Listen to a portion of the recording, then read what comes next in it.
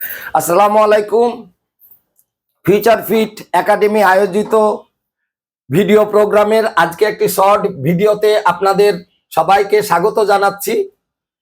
আজকে আমি একটা খুব সহজ অথচ ব্যতিক্রমধর্মী আলোচনা করব।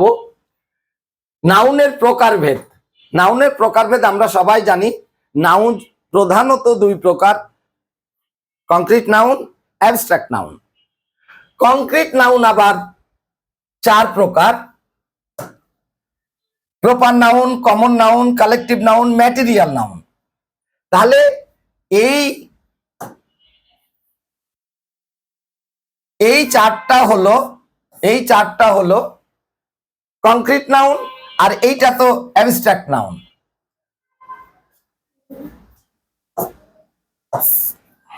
আমরা প্রপার নাউন কাকে বলে আগে দেখি। প্রপার নাউন আগে শিখি।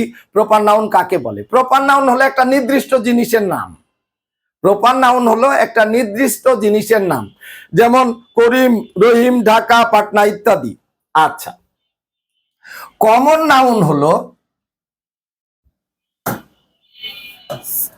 নাউন হলো একটা গ্রুপের প্রত্যেকের কমন নাম। যেমন গার্ল, প্রত্যেকটা গার্লকে আমরা গার্ল বলবো, একটা ওয়ার্ড দিয়ে প্রত্যেককেই ডাকা যাবে। যেমন আমরা ম্যান, প্রত্যেকটা মানুষকে ম্যান ডাকা যাবে। ওমেন, প্রত্যেকটা স্ত্রী লোককে ওমেন বলা যাবে। স্টুডেন্ট, প্রত্যেকটা স্টুডেন্টকে স্টুডেন্ট বলা যাবে। তাহলে স্টুডেন্ট একটা গ্রুপ, তাদের একটা কমন নাম হলো স্টুডেন্ট। হ্যাঁ, তাহলে এই যে কমন নাউনটা দিয়া একটা গ্রুপের সকলকে আলাদা আলাদা ভাবে বোঝানো যায়। আচ্ছা, এরপরে আসি collective noun. Collective noun common নাউনের মতোই, পার্থক্যটা হলো এইখানে কালেকশন থাকবে। যেমন টিম, একটু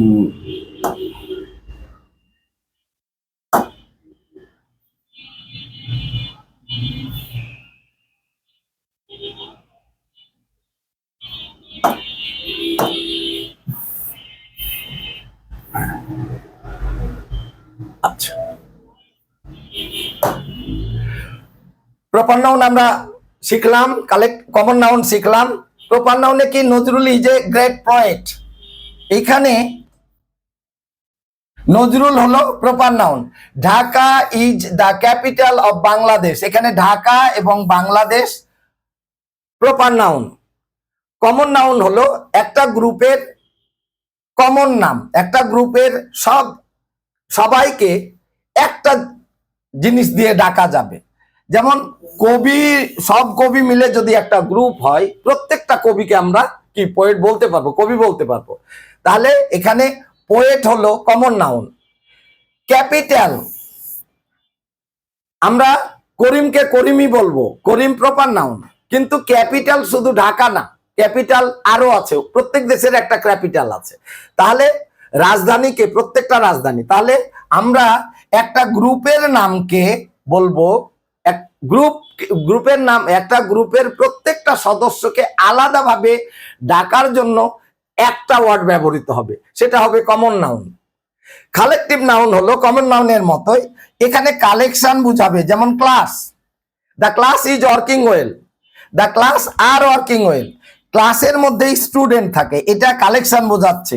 কিন্তু কমন নাউন কিন্তু কালেকশন বুঝাবে না। কমন নাউন কালেকশন বুঝাবে না, কালেকটিভ নাউন কালেকশন বুঝাবে। কালেকটিভ নাউনের মধ্যে কিছু কালেকশন থাকবে, কিছু জিনিস থাকবে। যেমন টিমের মধ্যে প্লেয়ার থাকবে, তারপর ক্যাটেলের মধ্যে গরু, মহিষ ইত্যাদি থাকবে। তাহলে ওই একটা ওয়ার্ড যদি কালেকশন বোঝায়, তাহলে সেটাকে আমরা কালেকটিভ নাউন বলবো। এখানে একটা জিনিস লক্ষ্য করার মতো, যে দ্য ক্লাস ইজ, যখন ইজ বলছি তখন ক্লাসকে একটা জিনিস বুঝাচ্ছি, কিন্তু যখন ক্লাস আর বুঝাচ্ছি তখন বুঝে নিতে হবে ক্লাসের স্টুডেন্ট গুলাকে বুঝাচ্ছি। যেমন আরো উদাহরণ হতে পারে, যেমন the team is playing well, total টিমটাকে বুঝাচ্ছি। কিন্তু যদি বলি the team are playing well, তখন টিম কিন্তু প্লুরাল হয়নি, কিন্তু বুঝাচ্ছি প্লেয়ারদেরকে, এই জন্য ওইটা এই যে আর হয়ে যায়। আচ্ছা, তারপর ম্যাটেরিয়াল নাউন, আমরা সবাই জানি এগুলি ছোটকাল থেকে পড়ে আসছি। ম্যাটেরিয়াল নাউন যে নাউনগুলো আমরা গুনি না, যে নাউনগুলা পরিমাপ করি, সেগুলি হলো ম্যাটেরিয়াল নাউন। যেমন iron is an essential metal, water has no colour. তাহলে এই যে দেখেন ওয়াটার, আর্ন, এ দুটো হলো ম্যাটেরিয়াল নাউন, কারণ এগুলি গণনা করি না, এগুলি পরিমাপ করি। আচ্ছা, অ্যাবস্ট্রাক্ট নাউন হলো যে নাউনটা অনুভব করা যায় কিন্তু ধরা ছোঁয়া যায় না, দেখা যায় না, হ্যাঁ, ইন্দ্রিয় দ্বারা অনুভব করা যায় না। আচ্ছা, যেমন লাভ ইজ ডিভাইন, এই লাভকে আমরা দেখতে পারি না। আমি তোমাকে কতটুকু ভালোবাসি, কয় কেজি ভালোবাসি বলা যায় না। I used my intelligence to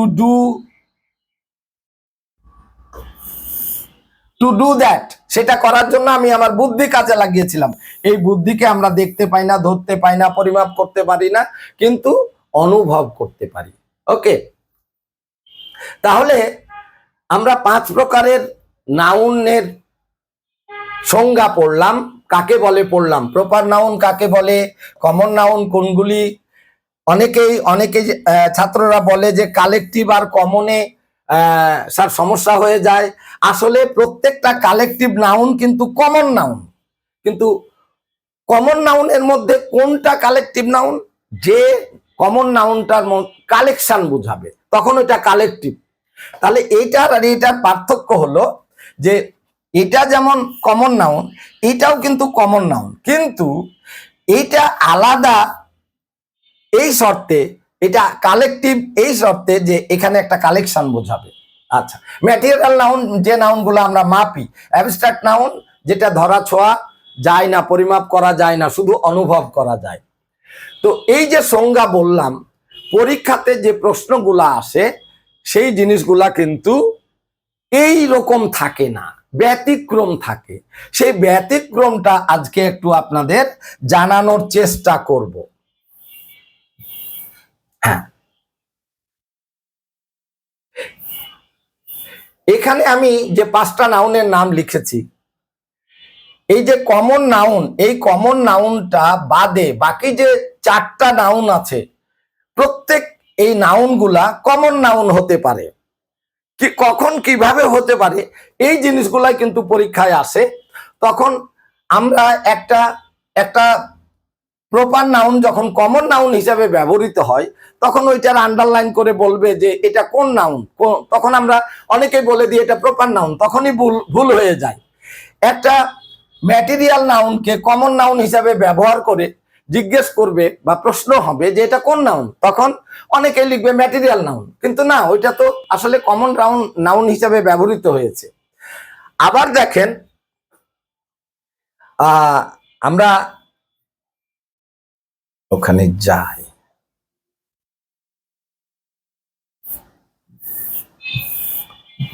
দেখেন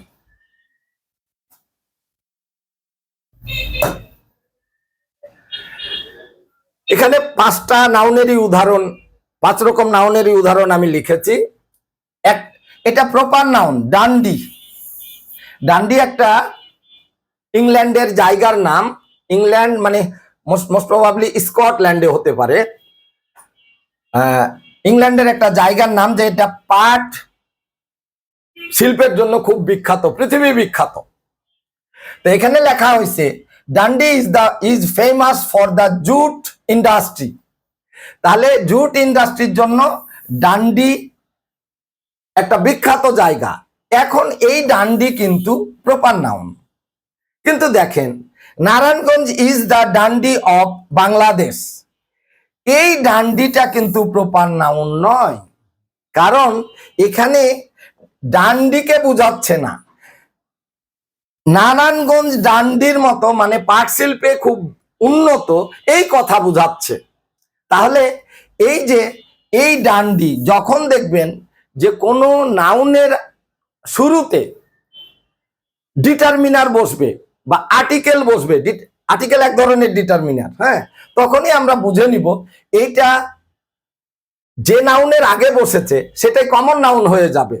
যেমন নারায়ণগঞ্জ ইজ দা, এই যে দা এটা ডিটারমিনার আর্টিকেল। হ্যাঁ, তাহলে এই ডান্ডিটা আর প্রপার নাউন থাকলো না, এটা কি হয়ে গেল? কমন নাউন হয়ে গেল। দেখেন, the team is playing well, এটা কি? এটা অবশ্যই একটা কালেকটিভ নাউন। হ্যাঁ, আচ্ছা, এইখানে দেখেন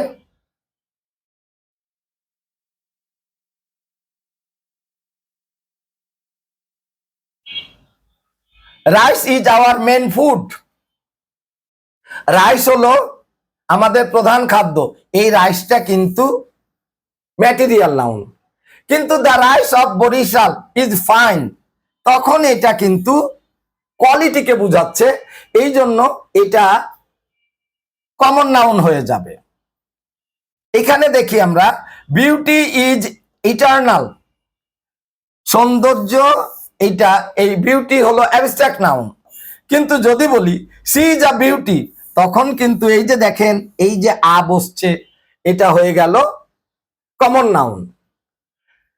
সি ইজ মাই মাদার, দেখেন সি ইজ মাই মাদার, এটা কিন্তু common noun, mother common noun. কিন্তু the mother in her rose, তার মধ্যে মাতৃত্ব জেগে উঠলো, এই মাতৃত্বটা কিন্তু অ্যাবস্ট্রাক্ট নাউন। তাহলে দেখেন আমরা দেখতেছি প্রত্যেকটা নাউন কমন নাউন হয়ে যায়, আবার কমন নাউনটা সময়ে অ্যাবস্ট্রাক্ট নাউন হয়ে যায়। আপনারা যদি এই মানে ব্যতিক্রমগুলা ভালো করে পড়েন তাহলে প্রশ্নের উত্তর করা সহজ হবে। কারণ উপরের ক্লাসে, উপরের পেজে আমরা যেগুলি পড়ে আসলাম সেগুলি আমরা ছোটকাল থেকেই পড়েছি, কিন্তু ব্যতিক্রমটা আমরা কম পড়ি, আর পরীক্ষাতে ওই ব্যতিক্রমটাই বেশি আসে। তো এই জন্য আমি বলছি এই জিনিসগুলো আপনারা ভালো করে বুঝে পড়বেন, যাতে আমরা নাউনের উপরে, নাউনের ক্লাসিফিকেশনের উপরে কোনো প্রশ্ন আসলে সুন্দর উত্তর করতে পারি। তো আজকে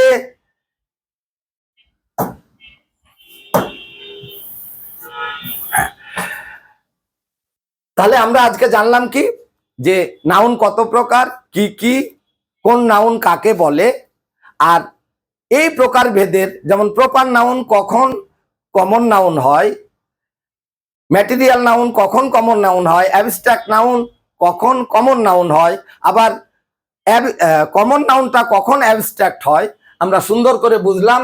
এগুলি সুন্দর করে আপনারা পড়বেন, ইনশাল্লাহ আপনারা পরীক্ষায় সুন্দর উত্তর করতে পারবেন। Thank you.